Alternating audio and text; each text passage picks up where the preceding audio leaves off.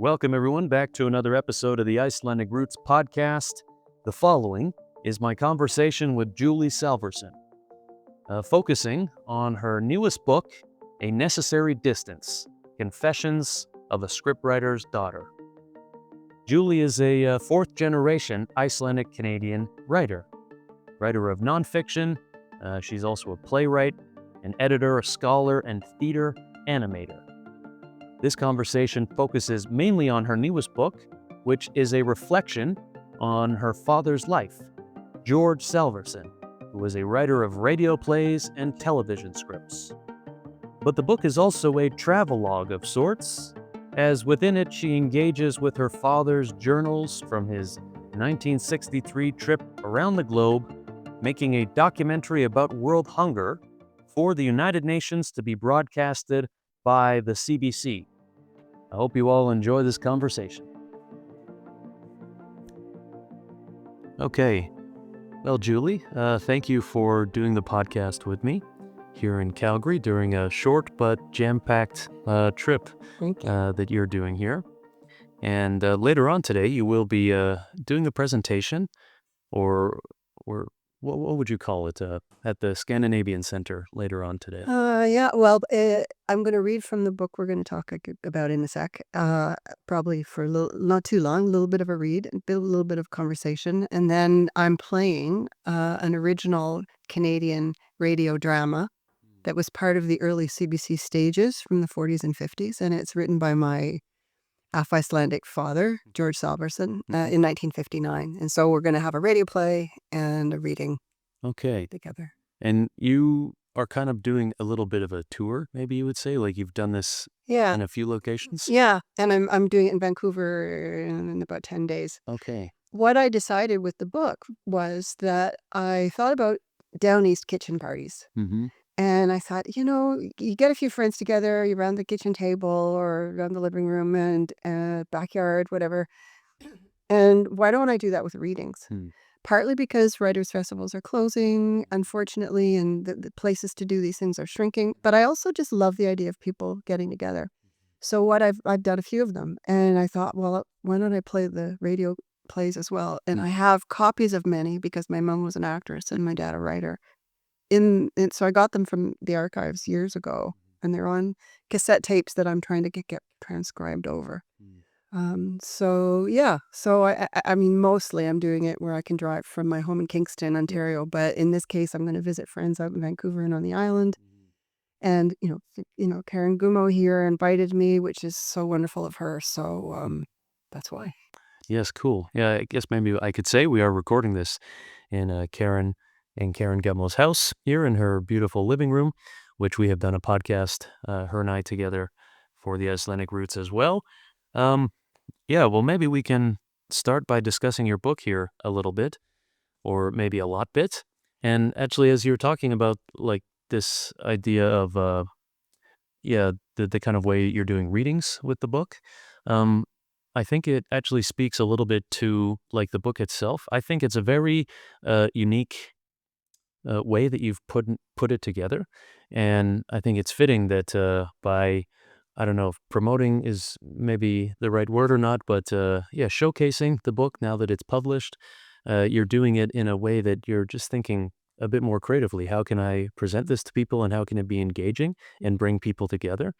So I would have like a lot of questions about the writing process, but it's interesting because reading the book, a lot of those questions are answered because a lot of the narrative is about you writing the book, about you reading your father's journals and just thinking about history, the time period, and the modern day. So I don't know if that spurs on any ideas. Yeah. Mhm. Well, absolutely. Well, it's becoming increasingly clear to me that there's a way that I write that is this weaving together of things. And so I can tell you how the book happened. So my dad had died. My dad had been a scriptwriter with CBC, and I knew he'd done all these scripts, and he died in 2005. And like probably a lot of people, I was reluctant to look at the few. My mom had already died, so there were 5 boxes. That's it. But my dad left, and I finally one day a friend said, "I'm coming over with magic markers, and we're going to go through this. And you're going to have company." And I found 7 little handwritten notebooks about a project that I had never heard of, which was his trip around the world in 1963 to write a documentary on world hunger. And there were 3 of them. My dad was in his mid-40s, and there was a director, and there was a cameraman. And they went, they started in Japan, they went to Indonesia, they went to India, they went to Serengeti, they were in Brazil, around the world, really.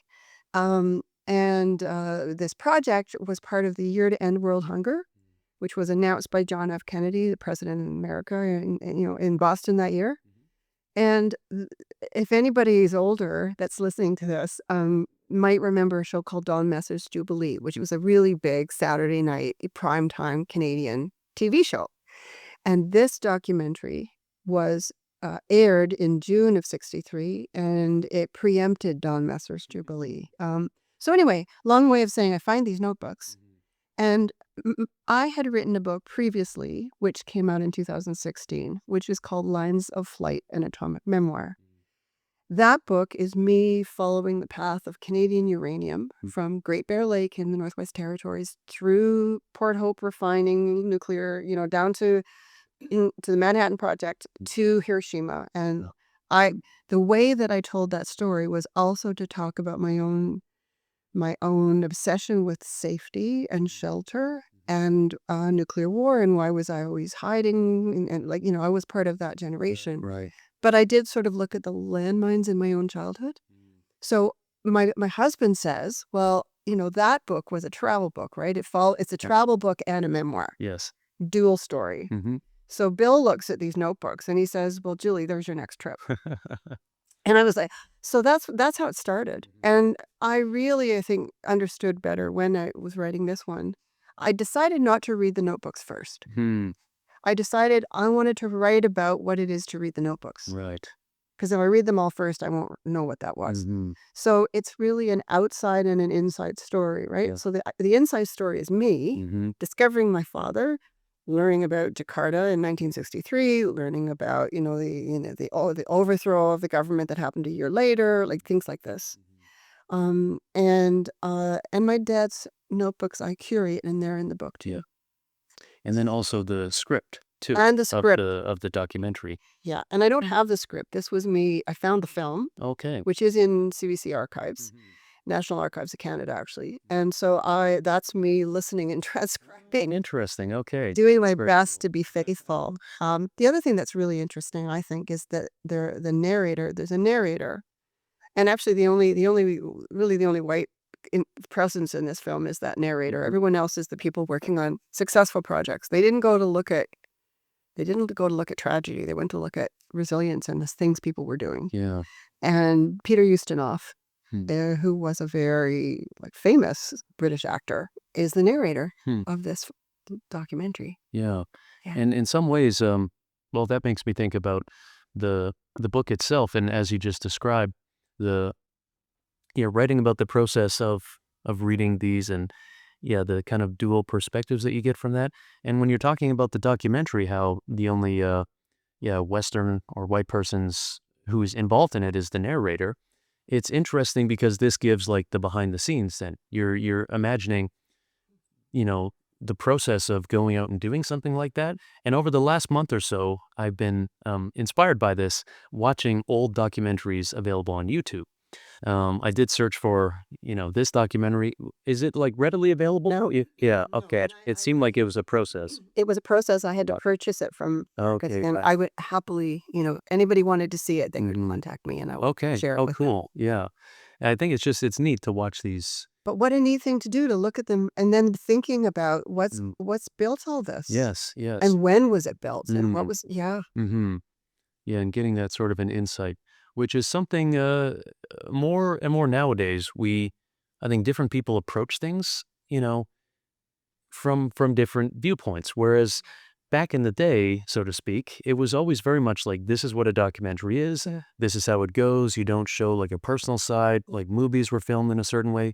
Nowadays, so many barriers are broken down, and even just the act of writing, the way that you're writing this book, I think is a way that for some reason 50 years ago, people wouldn't have thought to have written in this sort of a way. Yeah. I think with sort of with exceptions, because there always are people on the edges of things doing something else. I think that's right. And my father really thought that he was supposed to approach something as a neutral person. This idea that I have my, the frames through which I see the world, and my students would always talk about baggage, and I said, "Oh, no, I don't know. Don't be so negative. The things that shape you." Yeah. I mean, something that I think we were just having a conversation before you turned on the tape there, and I think you said, we're shaped by our experiences. So that for my dad, he thought he had to step outside of that. And What do you think that was? Because it wasn't just him. Like, no, I think it's it that was era. it was partly, the ethics of journalism was that you would come in open. And I think that part of it's great. Actually, Yes, in for fact, sure. I actually think we've gone too far the other way of everything has to be so personally connected. I Yeah, mean, yeah. what about just discovering something different and trying to describe it without a million years of my autobiography? But that's you know, Yeah, I think there's a fine line yeah, between the two. and it's always a moving line. That's fine. But I think that was part of it was this idea that you would not impose Mm, and you would try to hear a story. mhm. Um, but yeah, you're right. It was the sort of culture of Yeah. journalism and documentaries, Mhm. particularly. And this makes me think of a few other things I thought of while reading this. Like, it just emphasizes a lot of differences between now and then. And one, I was thinking about my own family, and you mentioned towards the end of the book, your father never did go to Iceland, correct? No. No, and you went relatively recently, and there's a connection to Karen through that as well. Yeah. And I was reflecting on my own family. So my mom has not yet been to Iceland, although I've been there several years in a row, and I feel a little guilty every time I do, but we'll definitely go together sometime very soon. But both of her parents went there a number of times while she was an adult, and there was this weird, like, disconnect. They never thought to bring their kids with them. Like, they started going back and visiting family and going and seeing those connections, and they loved it and would show, like, photos and the 8 millimeter, video that they would take, to us and to myself, even as a young kid at the farm. But for some reason, that's another similar thing. It was like a bit of a different perspective. Like, we're going to go on a trip, but our kids, they're adults, we're not going to invite them. They're doing their own thing. They have their own life. So that was another kind of difference from then and now, which travel has opened up in a big way too. And people just do these trips and they go together and they cross generations. And it's much less of that kind of idea around it that I feel like permeated the culture back in those days. Can I ask you questions? Because I'd actually love your sense of this world of my father, because you're a younger person. But I was going to ask, do you remember when your interest opened up around your own Oh, family? yeah, yeah. And Definitely were you recent. young? Recently? Yeah. I mean, it was always little bits there as a kid. Like, I wasn't someone who was totally like, ugh, I can't be bothered with it. It was always interesting, but I definitely remember feeling bored hearing stories from either of my grandparents, and the dustiness of his basement. It never appealed to me so much. But I never disliked it fully. But it's only been till recently that I try to connect the dots. And I think a big part is placing, say, if I'm thinking about my Avi, for example, he would be the best example of this. He also made some trips to different parts of the world with the Saskatchewan wheat pool. He went to Thailand and India. And so again, your narrative here in this book really makes me imagine, oh, it's so cool. He has a few stories that he tells about going to India and going to Thailand. But I don't have his personal, like, innermost thoughts like what you get with these notebooks. And even him being around today still to tell those stories, it just feels like you can't get into those deep personal Yeah. emotional thoughts. It's still like stories, you Yeah. know? It's a challenge. I'm fortunate because my dad was a writer. Mm-hmm. And I think he liked to think on the page. Yeah. But there's another reason I think that it was, I think more recent immigrants then, I can't speak of now, uh, were preoccupied with being in this new country and wanted their kids to be in this new country. And it was certainly something my dad grew up with. I mean, I think I even say in the book, that his Aunt Dora said, we're Canadians now. We look forward. And now I mean, should I mention my grandmother? Is this good? Oh, yes, certainly. So my grandmother was an Icelandic-Canadian writer named Laura Goodman Salverson, and she was born here, but very, very, I mean, obviously she was born here when she was young. They had recently come. Her parents had only recently come.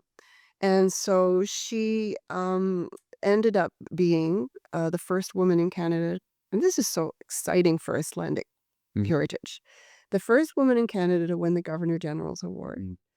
And the first immigrant story that's not British and English. And I didn't know that part till recently. I think that's huge. So her book, Confessions of an Immigrant's Daughter, which has again just been re-released 2 years ago. So it's really, really contemporary, and I think. So she won first for a novel and then for the autobiography. So she also won it twice. But she wrote in English, and there was quite a split in the Canadian Icelandic community. Maybe it was like an 80-20. I don't know how big a split. Yeah. But they didn't like that. People didn't like that she didn't write in Icelandic. Were you not proud to be Icelandic? Right. So I think that's some of the sensibilities in my dad's growing up were about going forward. And I can't believe I never took my father there, but I think that's part of the reason. Well, partly I was, younger and just, preoccupied with my own damn life the way one is. But when I went, and it was only a couple of years ago, and it was to see Karen Gummo's show about my grandmother, honestly, Jack, I'm on the plane and I'm on Icelandair because I'm going to go Icelandair. And I realized my grandmother had never gone. My grandmother, who wrote all these books about being an Icelandic immigrant, fiction, nonfiction, That is quite the never went. realization, yeah. And I'm the first one since my family arrived in, 1870, late 1870s. I'm the first one. Yeah. And I was just really overcome. I remember being on the plane going, who do I tell this to? This is what I try to, I think in the book I keep, this is who I tell it to. I tell it to the page. And in the same way, thinking on the page then. Yeah. To say your dad liked to do. Yeah. And perhaps my Amma and Avi were kind of innovative then in the fact that they did start making trips like quite regularly. I forget how many, maybe 5 or so. So, they may not have brought their kids along, but they still were passionate about it and they shared those stories and it was important to them. And I guess early adopters, you might say, in the innovation of air travel. And I think about this so much when you think about our ancestors leaving that country, emigrating here, and how final that feels and how distant that feels. And nowadays, you just take a flight.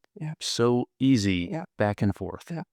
Although, that's still not true for everybody because it's economics. Sure, it definitely. But for many of us, yes, for many of us, it is. My dad was half Norwegian and half Icelandic, so I went to Norway when I was in my 20s, and I went to a place called Stavanger, which is the end of a peninsula, and there's a church, and then there's a little dock, and I remember standing there going, "Oh, everybody who left Norway left from here." Yeah. And I bet you whatever belief systems or faith systems they did or didn't have, you're going to get on a little boat, you're going to cross that ocean, you're probably going to go in that church.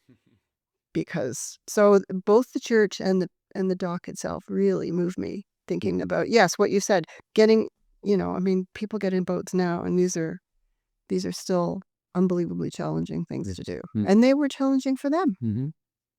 Because we talk about settlers, and it's really important to have an understanding of Canadian history and colonialism and all that. But I also always want to say, follow the money. Where was the money? The money was probably in the East and in London, and most of the people we would refer to were like, when I went to Iceland and Karen helped me go and see the place where the farm was that my father's people came from. It was so beautiful there.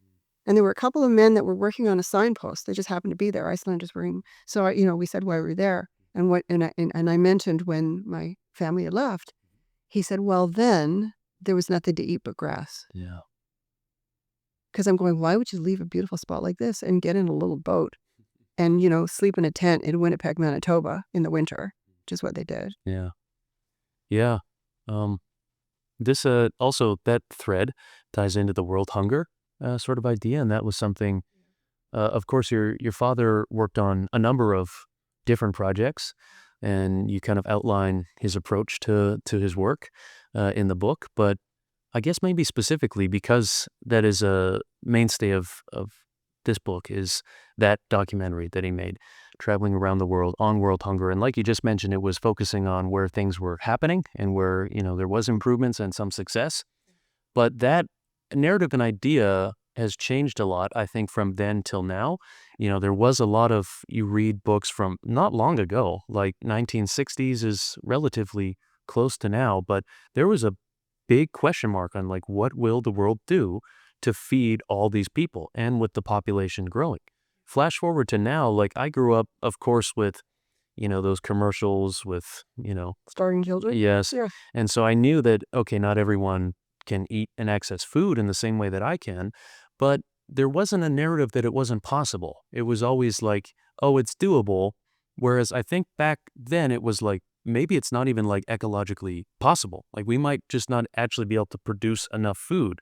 Whereas I think with enough innovations now, we have proven that, in fact, in some cases, in North America at least, there's an overabundance of food and a lot of it gets wasted, actually. Um, but then this ties back to Iceland too, because like you mentioned, a lot of what pushed emigration was just the lack of food, the lack of access to food, and famine periods, and with volcanic ash covering the sky, and crops not growing, and the sheep not being able to eat, and such. Whereas nowadays, you go to Iceland and it is so prosperous. Everyone has a high quality of life, some of the best in the entire world. That's also quite interesting how places change across the centuries too. Mm, mhm. Well, and then climate change is really the whole new hmm factor I in. guess you're right. That's the new, not new, but it's the new uh, understanding around the potential for the future and Yeah. and worries for the future. Yeah, hmm yeah. I mean, so, climate change just in terms of, famine and drought Yes. and flooding and, sustenance disappearing because of flooding. hmm And but then also our societal capacity to handle differences and wars and aggression and the whole, challenge to the world order right now, and, Ukrainian grain. You know, Sure. Yeah. so I mean, maybe they're not so different, they just have a different character. Yeah, that's a really good point, actually. Yeah. We have, we have this dilemma of living communally beyond a family or a small village, and I've taken to thinking of it as as, how do we institutionalize care? Because if you and I and you're my neighbor and, make chicken soup if you're sick, and even in a village, we know whose cows are not well, or we know whose water, has run out. But we have to institution we have this is what I think about when, the sort of the sense of popular movements, and, we have to, government's too big and whatever, whatever. I mean, I appreciate the nuance of all this, but these are civic societies in order to institutionalize caring for each other, Mm, because it's too many people, and globally. yeah. So it's so interesting because it's like this microcosm of this moment of looking at something globally for these three filmmakers. So what was your take on my dad's perspective Oh, from you, yeah. in this 2025 world? Yeah, I thought it was like really good and admirable. And I liked just how he questioned things and also allowed himself to make observations. So commenting on his two compatriots, right? He would write about certain instances where he thought like, they're running off and doing things like I can't understand their approach to this right now. And I really like that because I often wonder, like you notice things in other people, which I just think oftentimes whether it's in family settings or in friendships, to just be able to talk to one another and say, I think you're rushing too much in this situation, or like, to talk one on one and to say, I think you are approaching this wrong, or something like this. And I always wonder why people don't do that as much. Why are we not honest with each other? Why do we not work together and just say, like, ego aside, like, what am I doing that's working right now? What am I doing that's not? Let's talk on that level. And so it's cool to see that he's making those observations and acknowledging different human dynamics within that process, and of course traveling around the world with with people together, and that's quite interesting. Um, so I thought that was very insightful and on just like a human nature observation. Uh, yeah. That's great. I'm really cool. That's great to hear that. Hmm. Somebody asked me in an interview, what did you discover about him, or what do and obviously I discovered,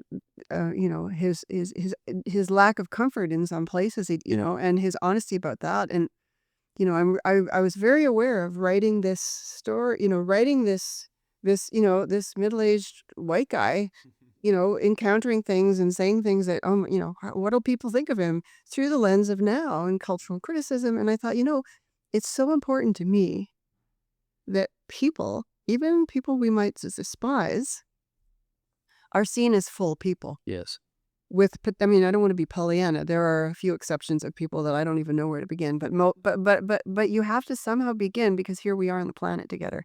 So I want to, in a robust way, not in a naive way, um, see that I think there's a passage. One of my favorite passages in the book is this scene where I go to the barn with my horse and I have a conversation about how do I write about this white guy as my father. And my friend, says, well, she points out that he's thinking in the notebooks, and what I came to with that, and for me, it's the heart of the book, is what if you can't think it through, but everybody accuses you if you think this one or this, but how do we let ourselves grow and change if we can't articulate Yeah. somewhere as we think it through? Hmm. He didn't publish this as his thoughts. He thought on paper. I mean, people think on the internet, and then they get discovered 10 years later that they were thinking God knows what. And what I'm talking. Yeah. So for me, I think I really admired that he would be surprised at himself, be shocked Yep. by himself, observe his friends, notice how he felt about being shut out about something. He was a very shy man. Um, God, I can't even imagine my dad when I just actually right this second thinking, basically all 2 months with people all the time. He'd go nuts. He'd Yeah. been exhausted. Hmm. Yeah, I think that's very interesting. And like you say, when you bring it to the modern age, and just, yeah, where is that space where we can think things through and yeah, be okay with it? And I think it's great what you've done with these, then being willing to publish those. And maybe you could talk about that a little bit.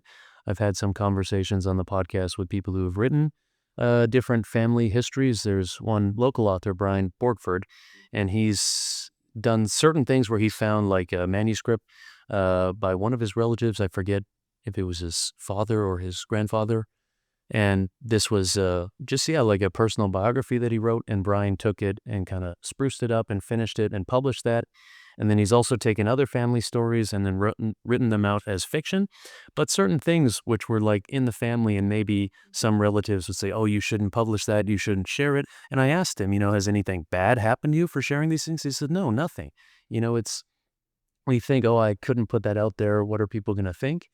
And I think it's important to get over that fear, and to just put it out there, and to let these ideas go out into the world and have other people engage with them. I think that's really a way how humanity can progress and move forward. Mm.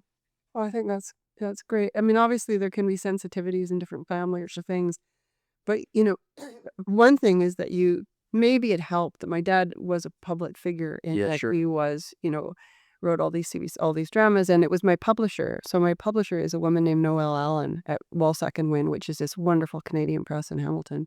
And the first draft was a lot about dad and the trip and stuff. And she's the one about the documentary. And Noelle said, you actually don't have an ordinary family, whatever that is. She said, really, we want to tell us about this part of Canadian history and create, the trying to figure out what Canadian stories are, which is what early CBC was. Yep. Dad was part of. So I knew that he was a writer, so that I knew that somewhere in him, if he kept this all this time, he must have maybe thought maybe somebody maybe would read it. And because I publish, so there's that. I also think that you write I mean, this is my story of my dad's story. And your colleague Brian, it's his story of. Not everybody takes it that way, but I kind of have this thing that I call the lie of the literal. Like, this idea that it's the actual thing is never the actual thing. Right. It's the story alive now as it's coming through me and how I've been shaped. And so with my dad, for all that he wanted to be neutral, I just found this little story that he and I went to meet the president of Iceland in Toronto in, I don't know, I was in my 30s. And he went home and wrote, typed up single space 4 pages of the evening and how it went, and meeting her and telling me, This and is Vigdís. huh? Vigdís? This was yes. Yeah. Yes. And the reason First that female head of state. well, so, and I think she had been connected to a theater company because I wanted to ask her about it. Apparently, I didn't get that. Oh, he writes me this note after because in the whole thing, he's going, okay. He says, the computer thought you might like to have a few feet of paper to remember the president by. Her name is Vigdís Finnbogadóttir, Finnbogadóttir, yeah. and don't you forget it, says I my think dad. she just had her 94th birthday maybe or something a few days ago. Yeah. This is August 2nd, 1989. Yeah. I wonder, my mom saw her in Saskatchewan. She was maybe making like a cross-Canada tour at that time. Okay, sure. That Wow. was. And Okay. the reason we were there, so I had joined the Icelandic-Canadian Society, and so Dad. What the Toronto people did, I don't know what elsewhere, is they invited, speaking of young people, you were talking about what made us I was in my 30s. I got an invitation. My dad didn't. I was invited to bring one other person. And they deliberately said, let's invite the young people. And maybe they'll bring their parents and maybe they'll bring their girlfriend. Who knows? And that's why we were. That's Bay. He was on my ticket. Yeah, right. Yeah. The initiative of the. She was fantastic. Mm-hmm.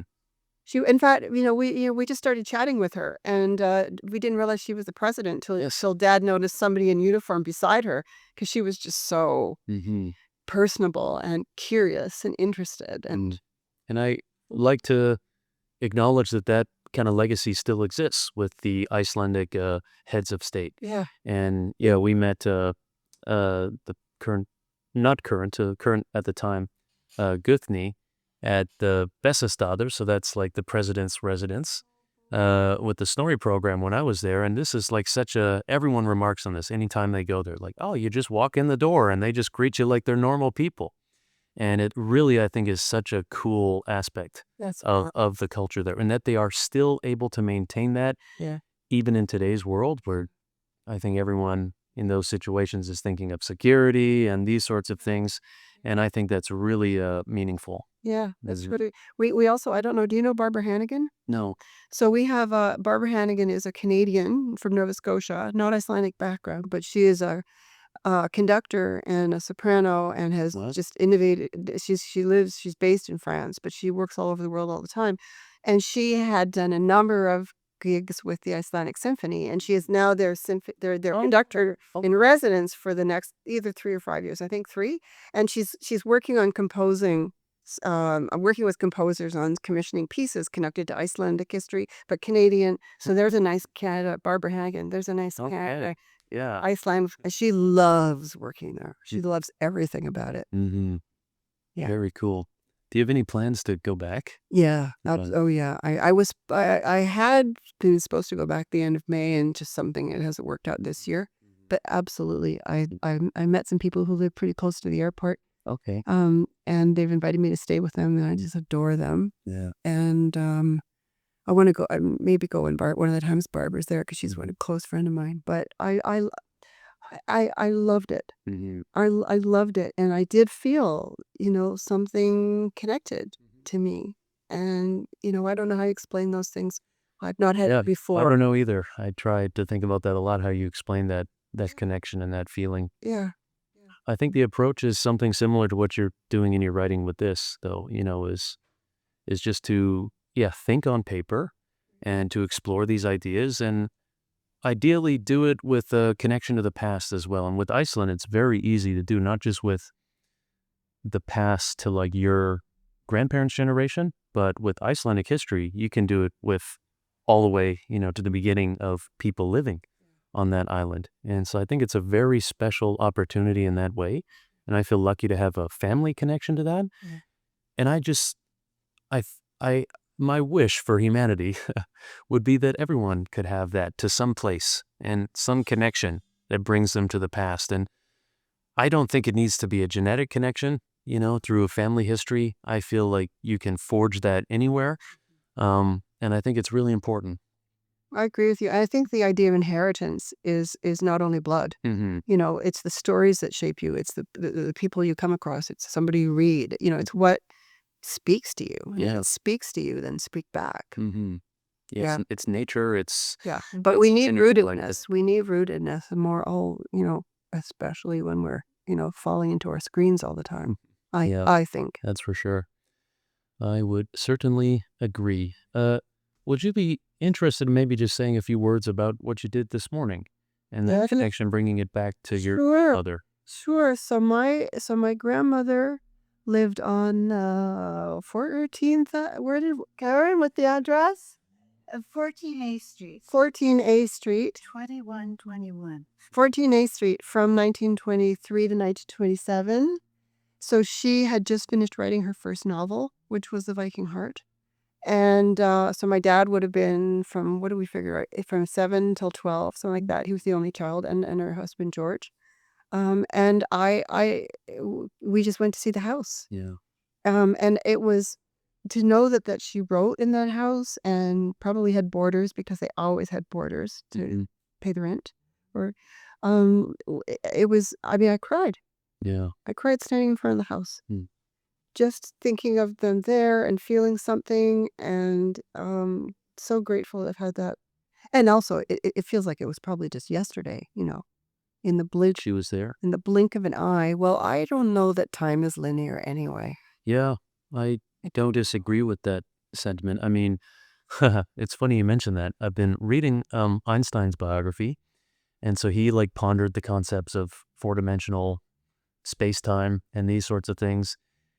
And there's a really weird way to kind of understand that in your mind, which is not conducive to speaking it or writing it down. But I feel like you can kind of get a sense for it, and when you think about it, and you get this feeling of oh yeah, it's not like a linear thing. It's kind of all existing at the same time, but you just are in one moment of it. And it's a very strange concept, but yeah, I think most people would agree. You get those feelings that it's not so point A to point B. So much, without explaining anything I don't understand, I think we all know how reduced our knowledge is of anything until we know more. Mm-hmm. And I feel that way about this. Ken Saro-Wiwa was a Nigerian playwright. I think I've got his name right. I hope so. His son was visiting Queen's University, where I taught. This is years ago, but I met him at something where we were speaking, and I asked him. I said, "You don't have time to come and talk to the drama students, do you?" Well, he did. So he came and talked to drama students, and I've never forgotten what he said. He said, "I was born so my grandfather would be born." Wow.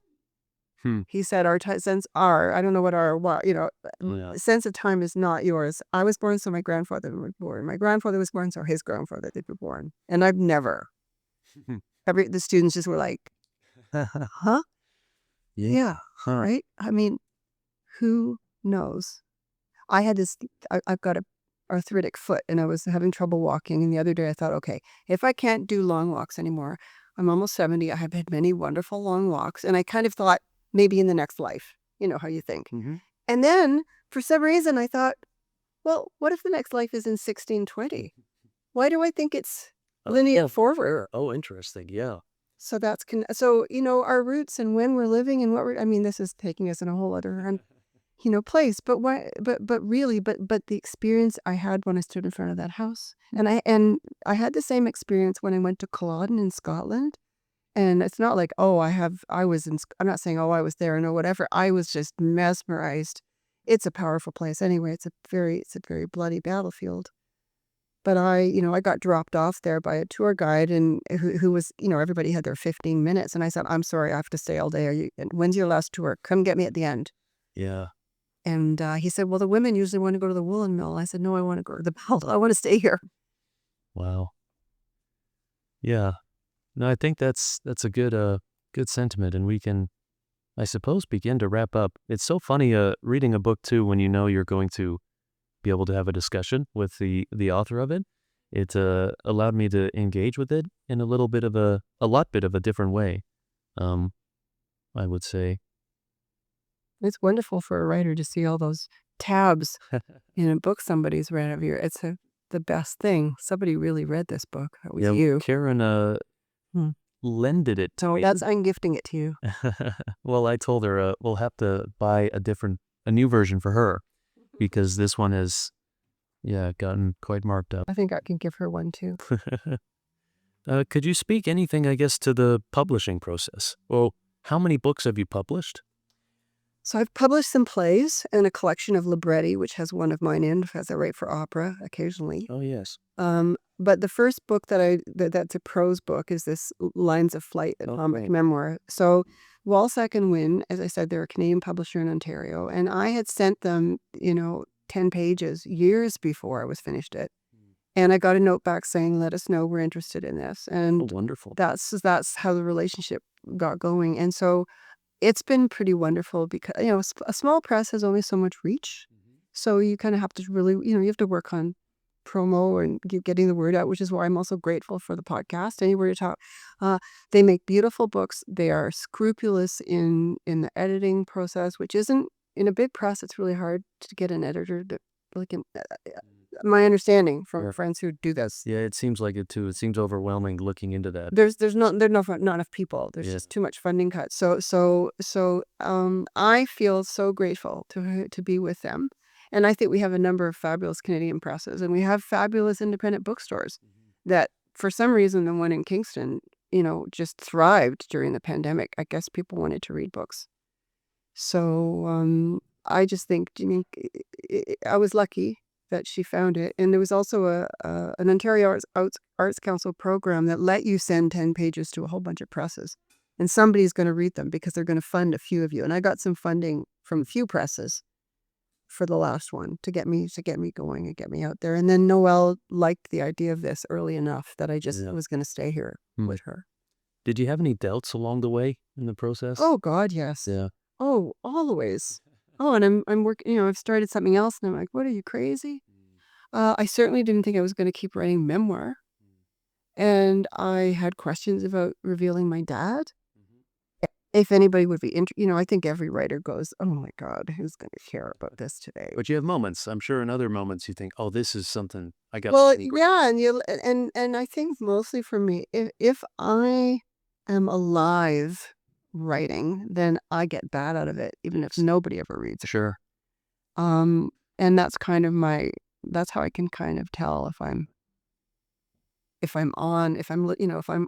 going with the vein or not, kind of thing, But you write a ton of crap. There's a whole bunch. I'd say at least a third of that book is not in the book.